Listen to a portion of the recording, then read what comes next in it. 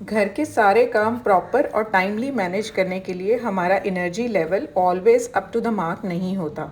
तो ऐसे में अगर कुछ शॉर्टकट टिप्स या आइडियाज़ यूज़ कर लिए जाए ना, तो हम टाइम और स्पेस के अलावा अपनी एनर्जी भी सेव कर सकते हैं। तो बस इसी बात को अंडर कंसिडरेशन रखते हुए आज आपसे 10 ऐसे सुपर टिप्स शेयर कर रही हूँ जो आपकी डेली लाइफ में डेफिनेटली प्रैक्टिकल और एप्लीकेबल रहेंगे। So without skipping, let's begin the video. अस्सलाम वालेकुम एवरीवन, वेलकम टू वुमेनिया ATF with a new video and I hope you all are very good. I am also fine अल्हम्दुलिल्लाह। जब भी हम ग्रॉसरी करके आते हैं ना, तो सबसे इंपॉर्टेंट इशू उसके बाद होता है जार्स को रीफिल करना। जल्दी जल्दी में रीफिलिंग करते हुए हमारे स्पाइसेस वगैरह बाहर गिर जाते हैं, जिससे एक काउंटर टॉप तो गंदा हो ही जाता है और बिला वजह हमारा जो सफाई का काम है ना, वो बढ़ जाता है। तो उसी के लिए बस आपके लिए टिप नंबर 1 शेयर कर रही हूँ। आपने जब भी अपनी ग्रॉसरी रीफिलिंग करने लगनी है ना, तो साथ आपके ये कभी कभी कपकेक्स वगैरह या बिस्किट्स के बॉक्सेस भी आ रहे होते हैं, तो इनके ये जो ऊपर के कवर्स होते हैं बहुत स्टर्डी होते हैं। इनको हम किसी तरह से भी आसानी से मूव कर सकते हैं। तो इस तरह से इनको ना एक ये फनल लाइक शेप दे लेनी है, बस आपने गोल करके घुमाना है। अब ये देखें नीचे इसके सुराख भी है, तो सिंपली हम इसको जार के ऊपर रख देंगे और इस तरह से हम इसकी फिलिंग कर लेंगे। तो आप देखें कि अब बिल्कुल किसी किस्म की कोई भी बाहर स्पिलिंग नहीं होगी। तो इस तरह से हमारा जार जो है वो फिल हो जाएगा। इसी से रिलेटेड टिप नंबर 2 है, मैंने आपसे कुछ दिन पहले एक DIY bottle 5 litres water bottle share किया था, जिससे मैंने डस्टबिन बनाया था और उसका ऊपर का ये लिड रह गया था। मैंने आपसे कहा था कि ये मैं रखूँगी और बाद में आपको बताऊँगी कि कैसे यूज़ करते हैं। तो इसका सिंपली मैंने ऊपर से इसका रिमूव किया ढक्कन और इसको इस तरह से मैंने जार की बॉटल के ऊपर रख लिया। अब आप जो जार है ना, उसके मुँह के अकॉर्डिंग कोई भी आप छोटी बॉटल का भी ढक्कन ले सकते हैं, ऊपर का कवर ले सकते हैं। मेरा ये बड़ा जार था, तो इसके ऊपर सिंपली मैंने रख के तो इसके अंदर रीफिलिंग कर ली और इसका स्कूप रख के तो इसको मैंने ओके कर दिया।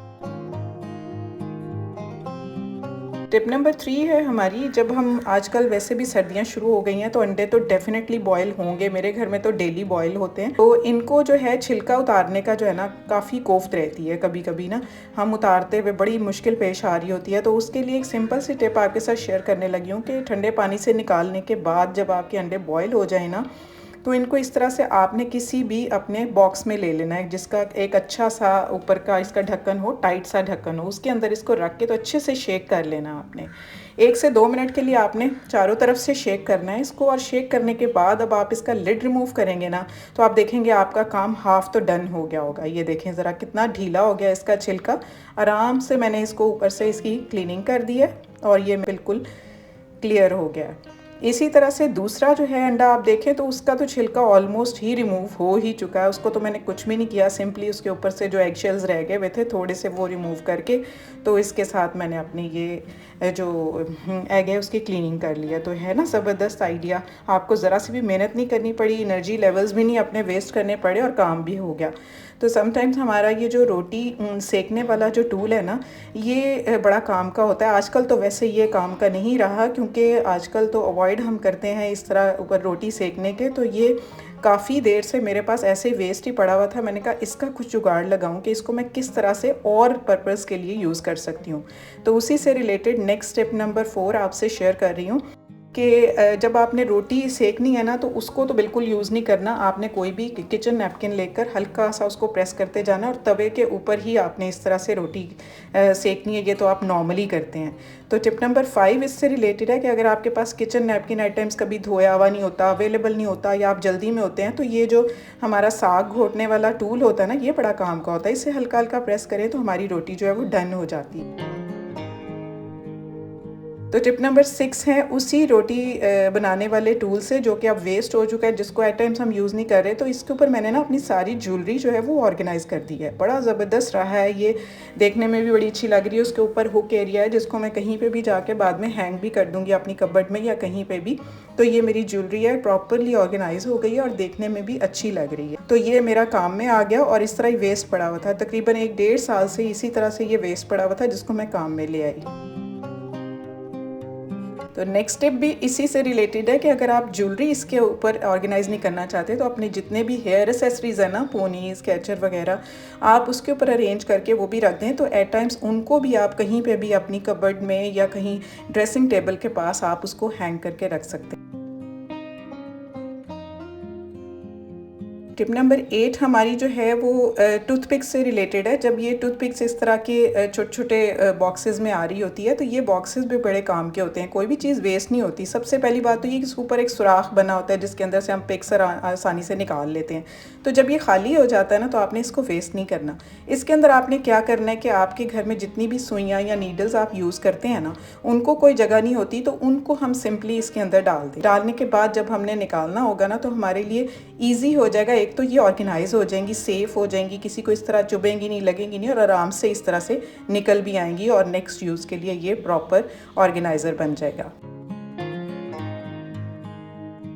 टिप नंबर 9 हमारी इसी से सुइयों से ही रिलेटेड है कि जब जैसे हमारे घर में ये फूड डिलीवरीज़ के बॉक्सेस आ रहे होते हैं, ये एट टाइम्स बहुत काम करते हैं। इनको हम अपने काम में किस तरह से लेकर आते हैं वो मैं आपको बताती हूँ। इसको मैं लूँगी और इस तरह से ये डबल टेप जो होगी इसके ये लेंथ के साइज़ की मैं काट लूँगी। दोनों लेंथ्स के साइज़ और दोनों विड्थ्स के साइज़ के 4 पीसेस काट लूँगी। तो इस तरह से मैं अंदर की साइड पर ना सेंटर में रख के इसको फिक्स कर दूँगी। इसी तरह से बाकी भी तीनों साइडों पर मैं उनके साइज़ के अकॉर्डिंग काट के तो मैंने फ़िक्स कर लिया है। अब ये अंदर देखें आप, इसको मैंने फ़िक्स कर दिया। तो जितनी मेरी रील्स होंगी ना, थ्रेड रील्स, उनको मैं इस तरह से इसके ऊपर फ़िक्स कर दूंगी। तो ये कहीं नहीं हिलने वाली, वरना ये क्या होता है एक दूसरे से इंटेंगल्ड हो रही होती हैं, नज़र नहीं आ रही होती, कलर्स का नहीं पता चल रहा होता, धागे एक दूसरे से उलझ रहे होते हैं और बिल्कुल भी हमें इस्तेमाल करते वक्त पता नहीं लगता। अब सेंटर में स्पेस खाली होगी, इसको भी हम किस तरह से यूज़ करेंगे। ये हमारी डिप सॉसेज आती हैं ना डिलीवरी में, ये छोटे छोटे बॉक्सेस होते हैं, बहुत अच्छे होते हैं, कवर वाले होते हैं। उसके अंदर हम इस तरह की अपनी स्टिचिंग से रिलेटेड जितनी भी एक्सेसरीज़ हैं ना, उनको हम इनके अंदर प्लेस करके, तो सेंटर में इतनी जगह होती है कि आराम से ये फिक्स हो जाते हैं। तो हमारे आंखों के सामने भी होती हैं चीज़ें, और ये छोटी छोटी चीज़ें होती हैं जिनको हम एक तो रख के भूल जाते हैं और जब हमें ज़रूरत होती है ना तो हमें ये मिल नहीं रही होती। तो इस तरह इनके छोटे छोटे ऑर्गेनाइज़र्स अगर हम सेट करके रख दें ना तो हमारी अपनी लाइफ आसान हो जाती है। हमारी जो एनर्जी वेस्ट होती है ना वो नहीं होती, हमें एट टाइम जो कोफ्त होती है ना वो नहीं होती। तो आई hope you will like it. तो टिप नंबर 10 हमारी क्लीनिंग से रिलेटेड है कि हमारे दीवारें जो होती हैं उनके ऊपर हल्का हल्का इस तरह से ना डर्ट लग जाता है, स्पेशली ये स्विच बोर्ड एरियाज़ पर जहाँ पर हाथ लग रहे होते हैं, जैसे हेल्पर्स होती हैं वो बहुत मिसयूज़ करती हैं। तो ये मैंने क्लीनर ऑलरेडी बनाया हुआ है। सिंपली इसके अंदर मैंने डिश वॉशिंग लिक्विड डाल के और ज़्यादा सारा पानी डाल दिया हुआ और उसको मिक्स कर लिया हुआ है। तो ये मेरे ट्राउज़र का ये एक पीस है बड़ा अच्छा कॉटन का, तो उसको मैंने इस तरह गद्दी सी बना ली है। उसके ऊपर मैंने इसको इस तरह से स्प्रे कर देना है और सिंपली इसको मैं वाइप कर लूँगी दीवार को, जहाँ पर भी मुझे थोड़ा सा भी निशान लगेगा। जल्दी क्लीनिंग को पकड़ लें तो हमारा जो है वो बाकी का जो काम लंबा नहीं होता, हमें पेंट नहीं करवाना पड़ता और हमारी दीवार भी साफ़ हो जाती है। उसके बाद सिंपली हम इसको वाइप के साथ साफ़ कर लेंगे, या आप किसी भी साफ़ कपड़े से भी इसको साफ़ कर सकते हैं, तो आपकी दीवार बिल्कुल क्लीन हो जाएगी। तो हमने जो बड़ा काम जो नेक्स्ट हमें आना था उससे हमारी बचत हो गई। तो ये थे आज के मेरे tips and tricks. I hope आपको पसंद आए होंगे। अगर पसंद आए हैं तो चैनल को सब्सक्राइब कर लें, लाइक और शेयर भी किया करें और बेल आइकन दबा दें ताकि तो सारी नोटिफिकेशंस आपको मिलती रहें। Take good care of yourself. मिलते हैं नेक्स्ट वीडियो में। टिल देन, अल्लाह हाफिज़।